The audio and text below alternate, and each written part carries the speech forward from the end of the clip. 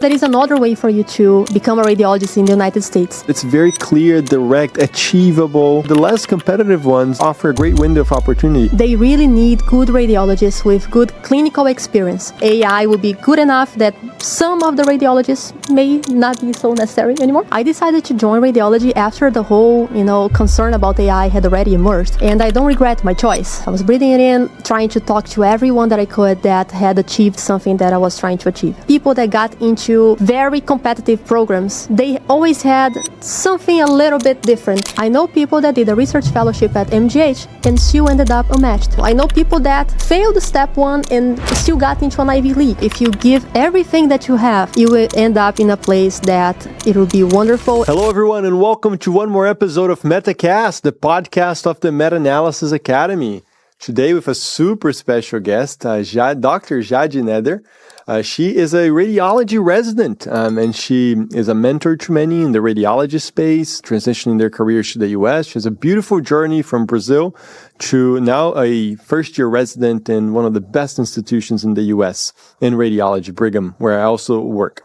Before I transition to her to say a few words to introduce herself, remember that whatever we discuss here today is not affiliated with Brigham or the institutions that we mention here. Opinions are exclusively our own.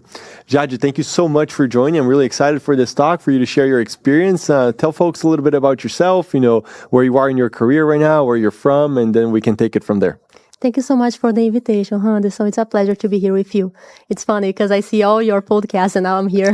It's my pleasure. Yeah, so a little bit about me. I did my medical school in Brazil. I completed it around July 2020. After that, I did a research course and then I applied to research fellowship positions. I started my research fellowship at Boston Children's Hospital. I stayed there for 3 years. Towards the end of it, I also got a research fellowship position at Brigham and Women's because I wanted to have some more connections there.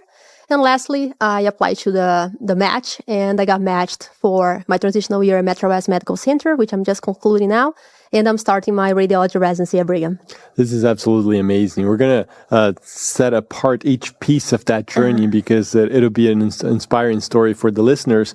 But I'm sure most people know, but if you don't know, I just want you to understand the magnitude, the importance of what it means to be a radiology resident, a super competitive specialty at Brigham and Women's Harvard Medical School, one of the best programs in the country.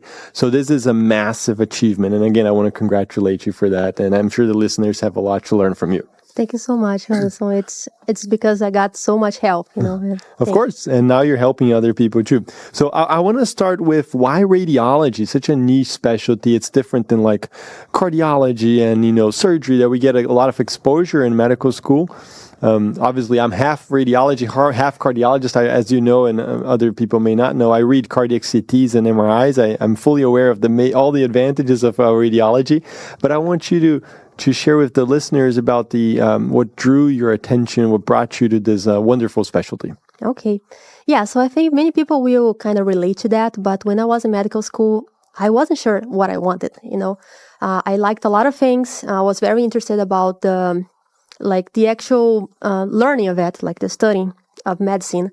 However, I didn't know exactly what I wanted. I liked many things. And I was a teaching assistant the entirety of my medical school. Oh yeah, same here. Yeah. So I really liked teaching. That's something that I was sure that I wanted to do. And I was a teacher of anatomy, histology, and also physiology sometimes, but mostly anatomy and histology. So towards the end of my medical school, when I finally decided that I wanted to come to the US, I was still not sure which specialty I was going to do. And it was actually my oldest brother, Pedro. He told me, look, I think you should think about radiology. Never thought about it. I think it matches our personality. It matches teaching because he has a lot of educational opportunities. And it's more it's calmer. So I won't lie to you that it served me in the intellectual aspect of it that I like a lot, but also matched what I want for my life. I want to be a mom, a wife, and all sorts of things. Yeah, you already are all those things. So, that's great. It does offer a really nice lifestyle. I got to tell you that I as doing half the week as a cardiologist, half the week as a radiologist. it's really nice to finish reading those scans. As busy as it is with a lot of volume in the radiology, it's really nice to finish those reads and go home and like not have a pager and like not be called 3 a.m. for an infarct, a STEMI, you know. So there's certainly the appeal to it, and also the technology is really fascinating. In fact, since I mentioned it, I gotta ask everyone on the podcast about this AI question. Like, is AI going to overcome radiology? Like, what's your thoughts on that? What are your thoughts on that? Yeah, funny enough, I recorded like a series of reels recently about that because that's something we hear so much, right? I decided to join radiology after the whole, concern about AI had already emerged, and I don't regret my choice, and I'll explain why. During these 3 years that I worked with research, the majority of the projects that I did had some interaction with AI. Yeah. And I see people trying to implement it at Brigham, at Boston Children's, and we are in a point right now where what we are concerned is how to regulate it, much more than how to actually implement it. We are mostly trying to avoid because we are concerned about all the implications that this will have. For example, who's gonna be blamed if AI misses something and a radiologist also co-signed that. This type of concern is something that is always brought up when we have any lectures about AI. The attendings bring that up, you know. So I'm not concerned about AI coming. I know there will be many changes that will come from that. And just summarizing, I believe in the beginning, this will help us a lot because it will facilitate some processes that we have right now that take too long. But at some point, there might be a change where AI will be good enough that some of the radiologists may not be so necessary anymore. I agree with that assessment. I can't predict what's going to happen in 5-10 years from now, but what I can say is, at least in the short term, right now, there's, as you know, huge demand for radiology in the U.S. It's unbelievable how much, the volume is growing and growing, and people need more radiologists. The hospitals need more radiologists. Number two, I think I really like what you said, that AI creates a great opportunity for research, for businesses, for helping radiologists do their job better.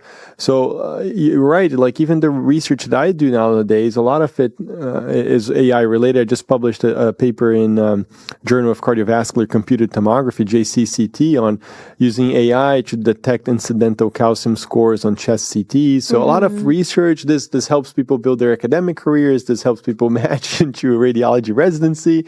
It helps people get hired and have good jobs and do research. So there's tons of opportunities related to AI, how to integrate it, implement it, regulate it, all those things. So at least as of right now, it's a massive opportunity in the field. Yeah, and I don't see it changing, for example, my lifetime in a sense of losing my job because of AI. I think we are still going up that hill of getting improvements from AI. Much of it is unpredictable. Things change very fast, but at least in the short to midterm, that's what I see it. I see it facilitating our jobs and creating great opportunities for career development. Exactly.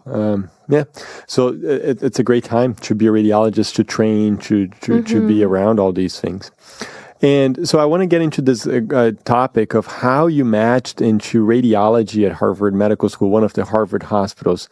We'll talk about each component of the journey, but just as a starter of the conversation, what do you think were the main highlights? Like, was it high step 2 score? Was it like the connections, the letters of recommendation, the research?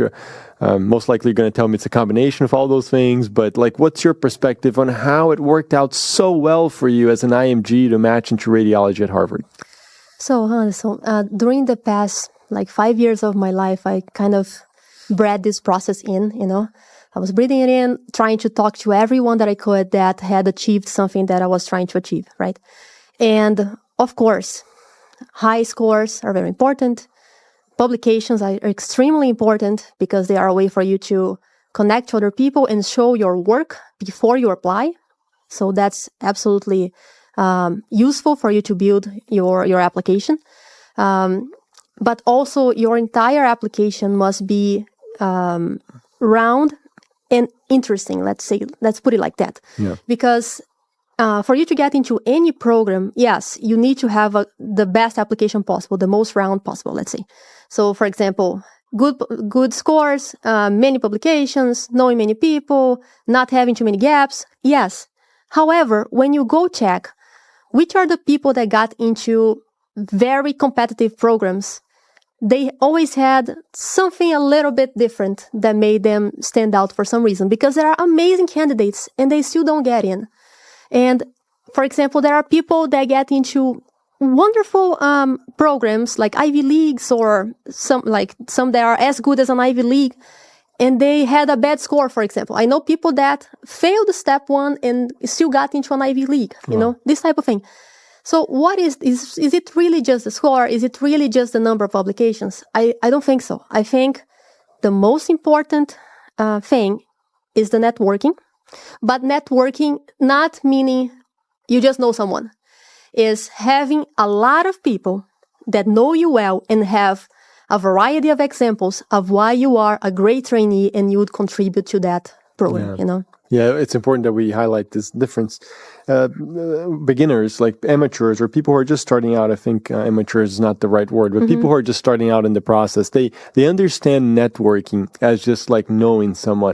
Because I do the Meta-Analysis Academy, I deal with a lot of students who go to these conferences and presenting research and papers and abstracts.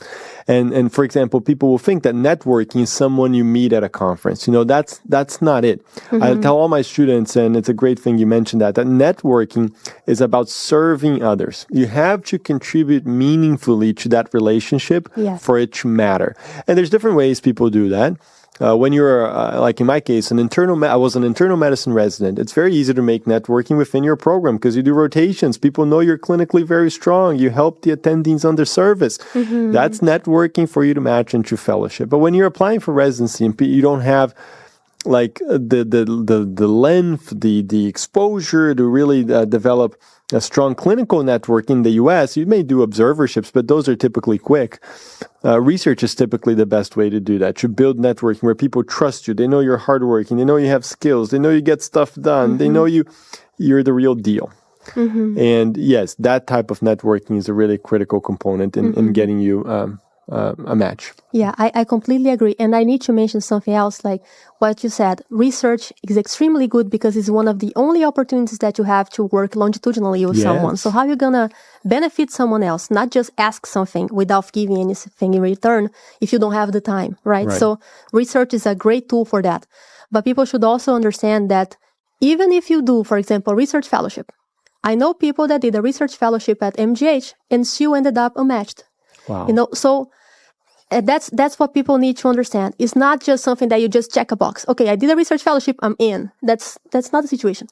You need to use the opportunities that you have effectively. You need to build meaningful connections with people. And the best way to build a meaningful connection with someone is thinking about them before thinking about you. So beautiful. Well said. Yeah. It's about serving. About serving others. Yeah, I'm going to take the opportunity that you mentioned this, and I'm going to just put a quick parenthesis here and talk about the Meta-Analysis Academy. It's a selfish self-promotion, but it'll be important for the audience to understand, because I tell all the students this, that with meta-analysis, you can do this even remotely. Like Jade did a research fellowship. She did extraordinarily well. She's going to tell us all about it. She did 3 years of that. But if you're, in Brazil, like where we're from, or other places around the world, there's also a way that you can do meaningful connections, research collaborations remotely through meta-analysis. I'll just give a quick example of one of our students who just did that, Beatriz. Jade knows her as well. She's a student of the Meta-Analysis Academy. She just matched into radiology as well. Great program too at Emory. And she did a rotation at Johns Hopkins and met an attending there and invited this attending to be a senior in her meta-analysis. She went back to Brazil and continued to work longitudinally, as Jade said, with this person for 1 full year, many different projects. And that door was opened by meta-analysis, and she matched, and she didn't do a research fellowship, she matched into radiology at Emory. So again, just to wrap up this important, like on Jade's list, it's the number 1 component. I agree. I would put it as number 1 or number 2 for sure. Having this important network. How do you build it? by serving others, doing really well in your rotations, research fellowships, meta-analysis, but you got to get people to know you and trust you. And then this will translate into strong letters of recommendations, people picking up the phone and calling you on your behalf. So, so networking, number one on that list. Agree? Yes, I agree. Awesome. Let's talk about the research. I just mentioned a way in which research can open the gateway for networking. Obviously, it can also be the other way around. You know someone who you met for another pathway. Now you do research with that person. But let's just talk about the research itself, the publications, the impactful papers, the being first author, the going to conferences. Would you say that that's an important component as well of your radiology application? Yes, of course. So that's, again, a way of showing that you are able to work, right? So if you are a first author of something, this means, at least in the United States, which is good, it means that you had to do the majority of the work. You need to know how to do what you are doing there. So this is a way of showing that you are able to perform work and you are able to complete tasks also, because that's something that people look for here, that you don't just pick something and you finish at the abstract, That's also an important metric that people use here, the percent of abstracts to actual publications here. Yeah, so that's a good metric to have. Yeah. So this is extremely important. The number is important also. Being a middle author, it's not a bad thing. It shows that you are someone that is able to collaborate, that you don't want to do just things that you will be the primary beneficiary, Yeah. So publications are for sure super important. Yeah, and going to conferences and presenting abstracts are important. Yes. Being co-author is important. Being first author is important. It's really about that mix. You don't want to, like Jade just said, you don't want to have 30 abstracts, 0 publications. It shows that you don't actually take things to the finish line, which is the paper. You also don't want to have 30 papers as co-author and no first author papers. Again, it gives the wrong impression that you're surfing waves of other people. Like you're just surfing and not doing your hard work as first author. But it's really great to have that balance. On that note, Jade, when you applied for radiology, how many publications did you have? 15. That's impressive. Thank you. That's incredible. And let's talk about the research fellowship as well. How was your experience as a research fellow at Boston Children's, I think, right? How was that experience? It was a wonderful experience. I just want to make a comment that Please. Although I had 15 publications, it's also important to mention so people don't have like a too high standard that is unachievable. Many of them were... I think 3 or 4 were commentaries and, things that are less substantial work, Diverse. Yeah, some were original papers, so not all of them. But anyway, they weren't all RCTs, you're saying, as first author in the New England Journal of Medicine? No, New England Journal. Yeah. No, that's important. It's like having that diversity is great. What you don't want to have, just on that note, is 15 case reports. Yeah, please no. So you want to have a mix of good papers. Not all papers are going to be in the Lancet, like we were joking. But, you have to have a mix of stronger papers, not so strong papers. Yes. Yeah. So about Boston Children's. Yeah. I believe it was the most important experience of my career. I know I still have a very long path to go, but I was extremely fortunate to start working with 2 senior authors. Like they don't consider themselves PIs because I was within a section of the radiology department. I was at musculoskeletal pediatric radiology, right? So 2 attendings that were senior, and they were the representation of what a mentor should be. Nice. They were wonderful. So the 3 years were remarkable in all ways. That's so nice to hear because, as you mentioned before, you said people who've done research fellowship at great institutions and didn't match. And not all research fellowships are the same. People should be very aware of this because some people want to do surgery and radiology and dermatology, and they know they have to do a research fellowship. But there's a number of things that could go wrong. You don't click with that mentor, the PI. You join a program, the PI leaves. That happens sometimes, Or you just join a lab that's not super productive. The projects take too long. You don't publish a lot. So a number of things could go wrong. It's important not to put all your tokens in, I'm going to just depend on that research fellowship. Make sure you do other things. But, sometimes it turns out amazing like it did for Jade. Yeah. Great. What were those characteristics? You said these were the representation of what a good mentor should be. What are those characteristics?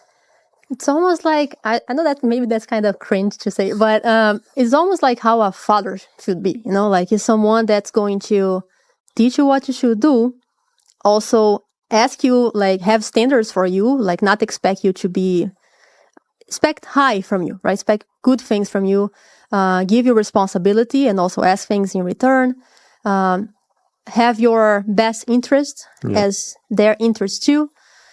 And I also think it's important, like two things are very important. One, patience, because you are someone that is learning, it's your first job as a researcher. It's something new for you.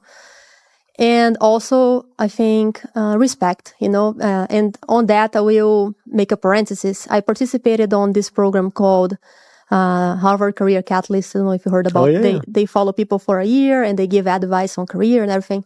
And basically, the mentees, they are all research fellows, either PhDs or MDs, and our mentor that was assigned to us, he said, this relationship between PI and research fellow is one of the most unequal, let's say, relationships there are, meaning many times the research fellow, he is someone that is here on a visa that depends on the lab. And he is like, he feels at least the bottom of the chain of command, in the hospital. And the PI is generally someone very senior that owns the lab or, has funding. So there is a power dynamic. It's a very important power dynamic.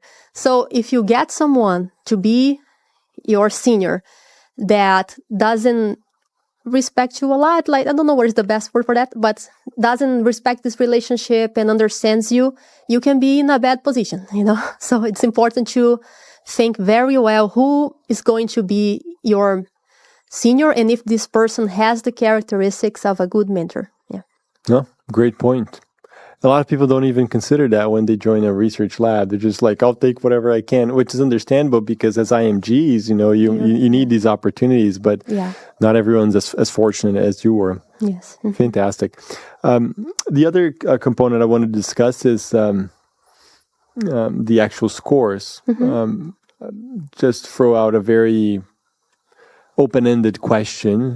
What do you think would be like a good score, minimum score for people to get to apply for radiology residency? And I know there will be exceptions of people who do very poorly and still do everything else right and they match. But in general, would you say 250, 260 plus for people to have a good application in terms of the scores at least? Mm-hmm. Yeah, the good thing is that there are some statistics that come every year that say what is the average, the lowest, and the highest for each specialty, which is good because these scores, they change over time, right? But what everyone says is you need to have at least a 250 plus, for radiology. However, as I said, I know many people that had like 240, and got into very good institutions. I know people that had fails and got into very good institutions. So yes, if you want to go safe, I would highly recommend you try to get at least a 250. And these scores are rising now since step 1 changed and doesn't have a score anymore.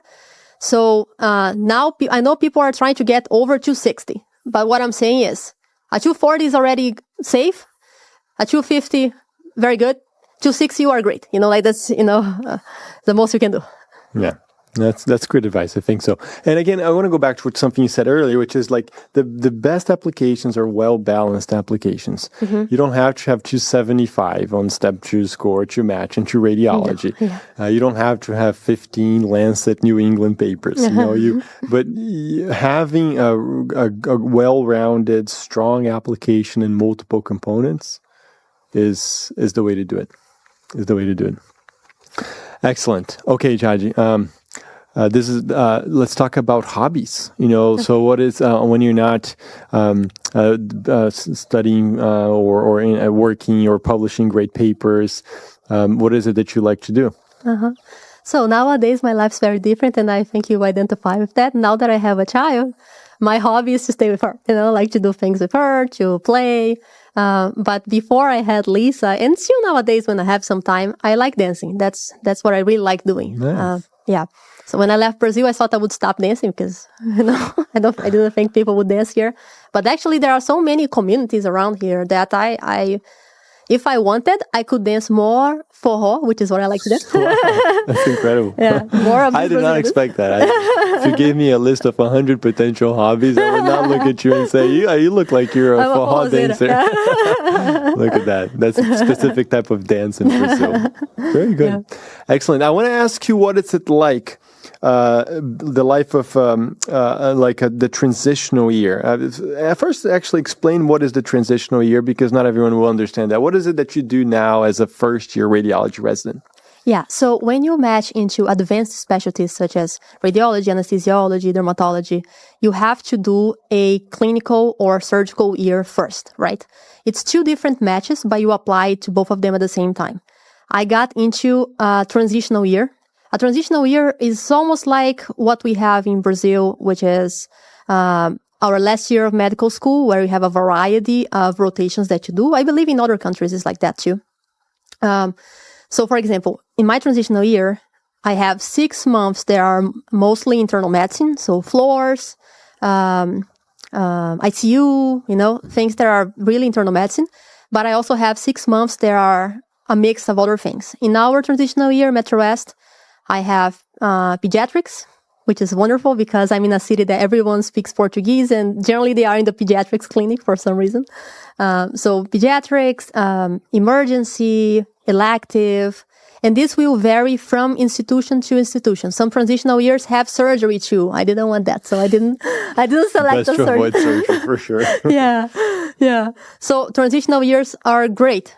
And if you can get a transitional year, I would highly recommend, because it's less stressful than a regular intern year in internal medicine or in surgery. Yeah, that's a fair statement. Very good. How long is radiology residency in the U.S.? 4 years. After 4 years total, or 4 years after? After the transitional year. Okay, so 1 + 4. Mm-hmm. Okay.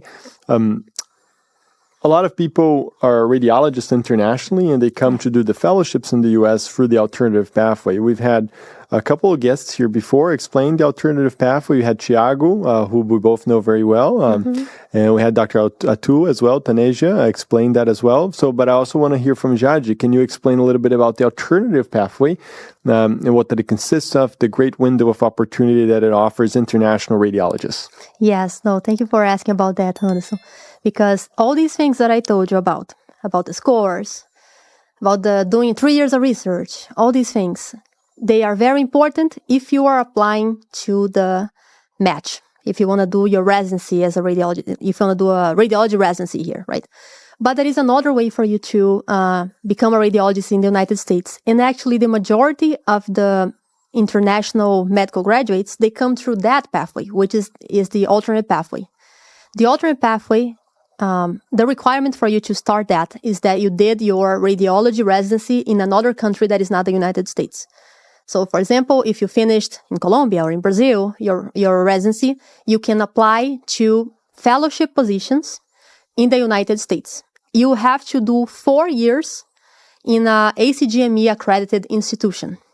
These 4 years, you can do both as a fellow. That's a majority of the people. They will do fellowships. You can also do 1 year of research fellowship that can count for these 4 years.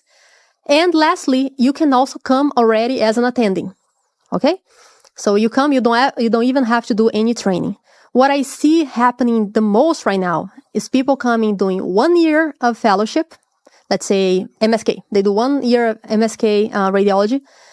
Then they are invited to become an attending the 2nd or the 3rd year, and they complete the 4 years as an attending. Because of such high demand. It's an incredible demand. And like, it's hard to explain to people. So that's why I started interviewing people, because they need to see the examples, you know? It's such a direct pathway. If you're listening your radiology in Brazil and India and, wherever, and you want to come to the US, it's not easy. I don't want to say it's easy, but it's very clear, direct, achievable. Mm-hmm. Just so you know, like I'm a cardiac radiologist. I act as a I'm not a radiologist, just to be clear. I'm a cardiologist that I read cardiac CT and cardiac MRI, but I train the radiology fellows. Mm-hmm. And in the cardiovascular imaging fellowship, since I've been at Brigham, 7 years almost, every year we've had 1 or 2 international fellows, 3 from Brazil, 1 from France, 1 from Iran, like from all over the world, doing the fellowship as international radiologists coming to the U.S. And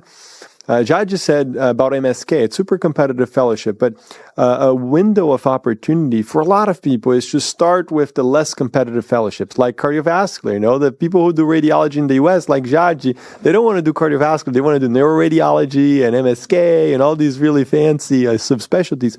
So the less competitive ones will offer a great window of opportunity. And you can start and you do well, and then you're going to be hired as an attending even before you finish your 4 years as a fellow. One of our fellows right now, Joyce, who's also from Brazil, she did 1 year of cardiovascular, and she's hired in Florida to become an attending. Exactly. So it's a wonderful opportunity. You guys should all strive for it. Make sure to follow Jade. She teaches everyone about that. Jade, what's your handle on Instagram? It's my name. It's Jade Neder, at Jade Neder, yeah.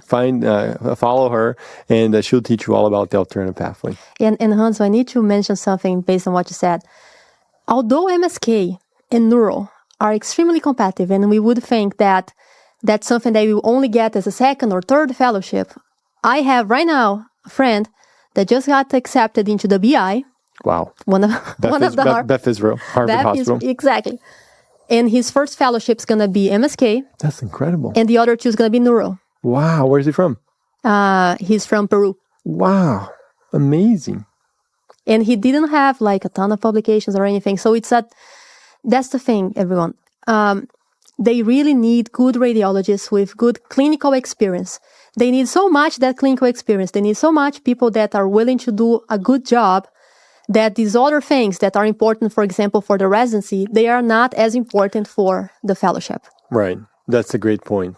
Of course, when you apply for fellowship, you also want to, you want to do well on things. You want to have good letters of recommendation. You want to have strong papers. You want to do okay on step 2. But you don't have to have that really high score. You don't have to have 20 publications. Applying for fellowship is usually a whole lot. It's not. Yeah, I guess it's fair to say easier than residency. It is fair to say easier. Would you agree? Like it's a different application, but it certainly is easier than matching into radiology residency. Yeah, it's just because I wouldn't say like easier, but like it's just that what they require is something that I can't give to them. Yeah, that's a great point, because it's not easier necessarily because they also have had to do all residency before, and they have a lot of experience in their home countries and all that. But it's certainly not as difficult from a USMLE perspective and so forth. Yeah. The requirements are a little looser. Yeah. Yeah, for sure. Yeah, so I want to encourage everyone to really look into this opportunity, alternative pathway. And by the way, the alternative pathway, so this is important. People don't understand this. To work as a doctor in the United States, you need a medical license, a state medical license. And for most states, almost all of the states, if you have a ECFMG certificate, if you've done the steps and your international diploma is validated in the US, if you have ECFMG certificate and you do 2 years of postgraduate training, residency or fellowship, you can apply for full unrestricted license. Yeah. That's the requirement of the state medical boards, and it varies from state to state. So if you do 2 years of any postgraduate training, residency, fellowship, anything, you can get a full medical license. But here's the key. The alternative pathway also opens the door for you to become board eligible. Yes. So that's a wonderful thing in radiology. It's starting to become more common in other specialties too, but for radiologists, it's been the case for years. 30 years. 30 Wow, I years. didn't know that. So you can do those 4 years and you're board eligible, so you can take the American Board of Radiology. Exactly.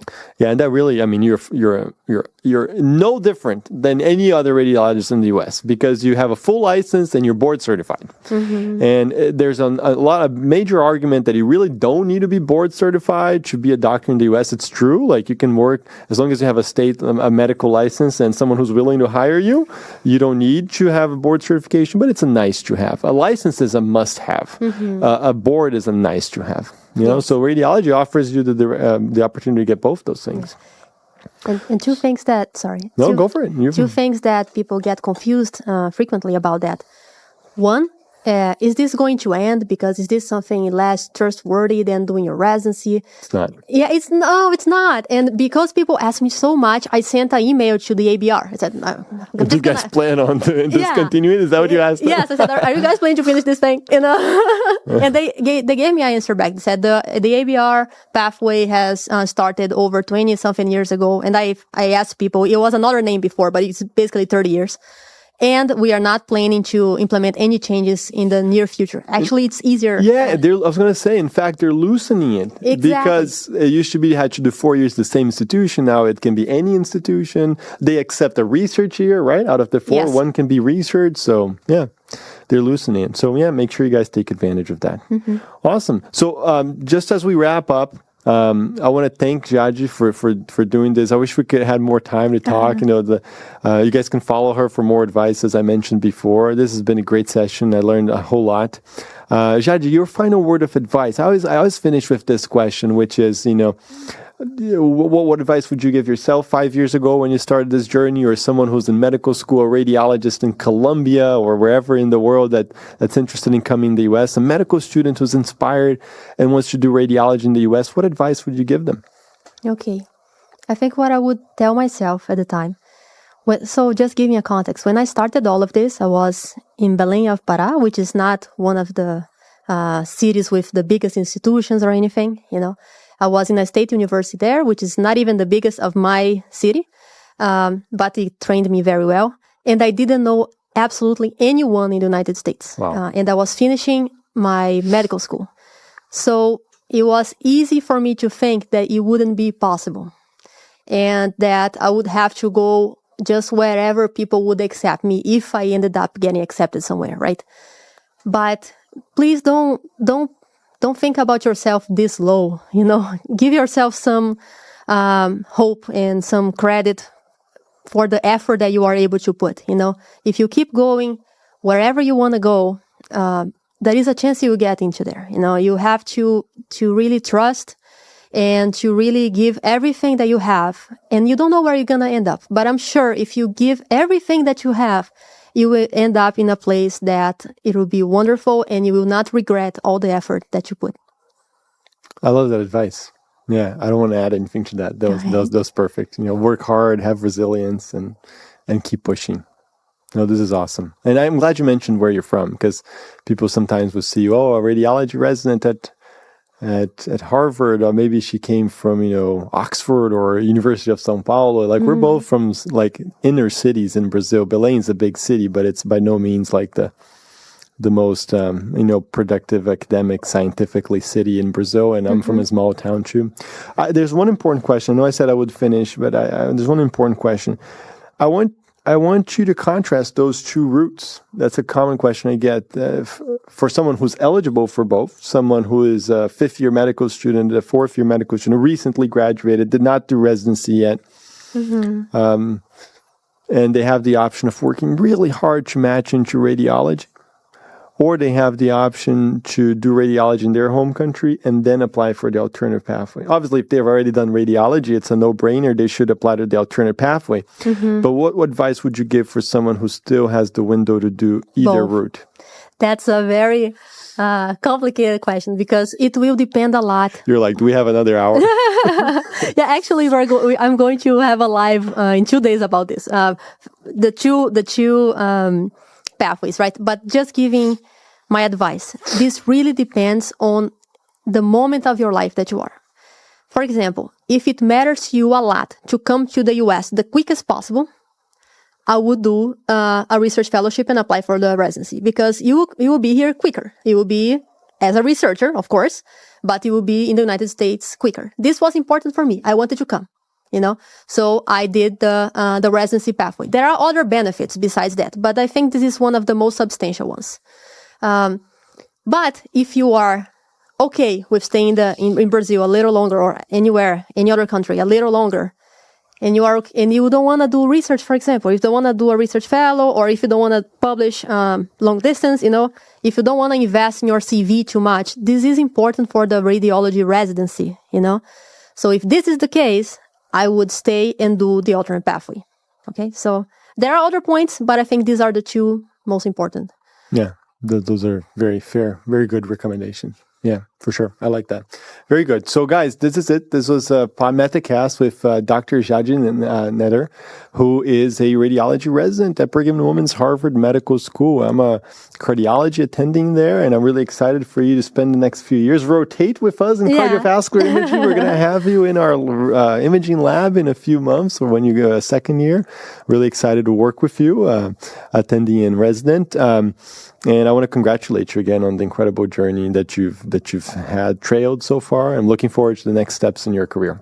Thank you so much, Hans. It was a pleasure being here with you. Awesome. And then, guys, just a final word of advice. Remember, the MetaCast is our podcast that shares success stories in radiology, in different fields, people at different stages in their career. I'm about to interview a colleague from Peru who's matched into general surgery in the U.S. too. So make sure you check out the other episodes. Follow us on our social media. You heard from Jade at Jade Iwasaka-Neder. I'm at metaanalysis.academy, at Randerson Cardozo, my personal profile. We're on different platforms. Follow us, subscribe to the channel, leave a nice comment, share with your friends, and join the waitlist for the Meta-Analysis Academy. We didn't talk a whole lot about that here, but you could be from anywhere in the world. I have students from Azerbaijan, Mozambique, all the small islands in the Caribbean, from everywhere in the world who've published really great papers in great journals. You can learn from wherever you are in your career and in the world. So join our waitlist for the Meta-Analysis Academy. With that, we come to a wrap in this amazing episode with Jade Iwasaka-Neder. Thank you so much, Jade. Thank you, Hans. Take care, guys.